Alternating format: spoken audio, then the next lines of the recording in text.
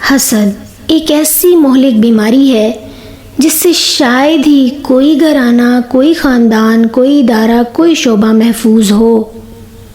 اللہ تعالیٰ سورہ بقرہ آیت نمبر 109 میں ارشاد فرماتے ہیں، اہل کتاب میں سے اکثر لوگ یہ چاہتے ہیں کہ کسی طرح تمہیں ایمان سے پھیر کر پھر کفر کی طرف پلٹا لے جائیں، اگرچہ حق ان پر ظاہر ہو چکا ہے، مگر اپنے نفس کے حسد کی بنا پر تمہارے لیے ان کی یہ خواہش ہے۔ حسد بہت بڑا عیب ہے۔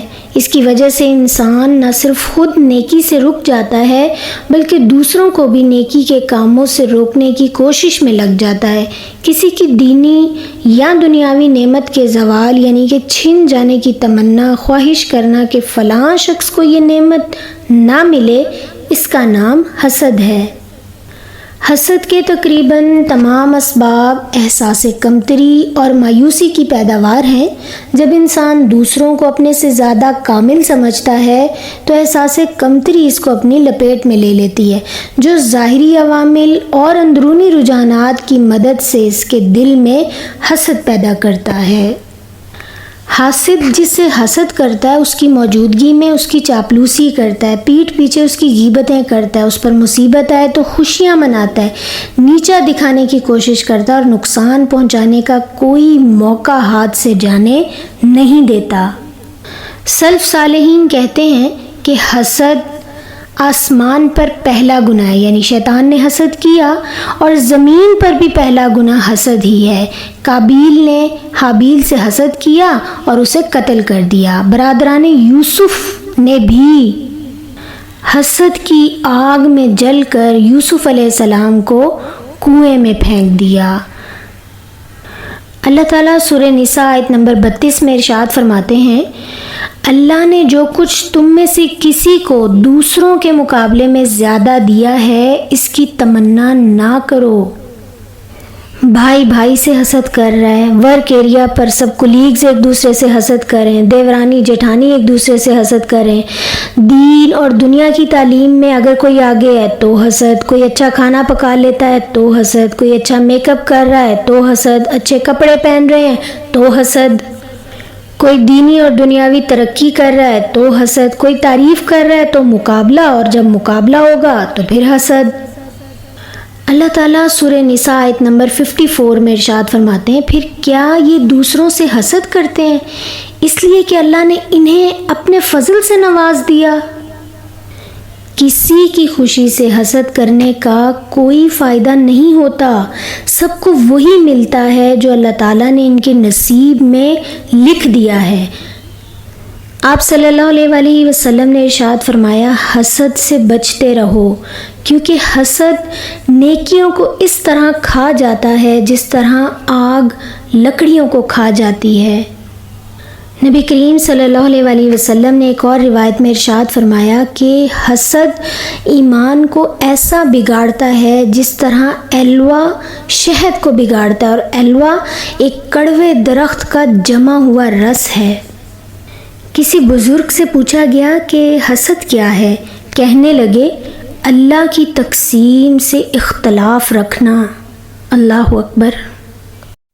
شیخ سعدی رحمۃ اللہ علیہ اپنا ایک واقعہ بیان کرتے ہیں جس دور میں وہ نظامیہ بغداد میں پڑھا کرتے تھے، لائق تھے، ہونہار تھے، تو ایک ساتھی جلن رکھتا تھا۔ انہوں نے اپنے استاد محترم سے اس پریشانی کا ذکر کیا کہ ساتھی خوبیوں سے حسد کرتا ہے اور مجھے مصائب میں مبتلا کرنے پر تلا رہتا ہے۔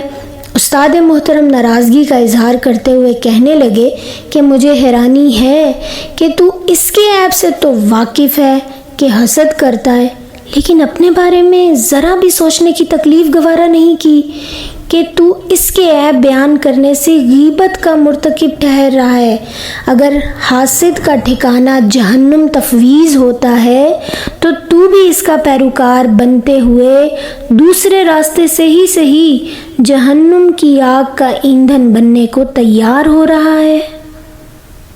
اللہ تعالیٰ سے دعا ہے کہ اللہ ہمیں اس چیز کی سمجھ دے کہ اگر کوئی حسد کر رہا ہے تو کرتا رہے، ہمیں بہرحال غیبت نہیں کرنی۔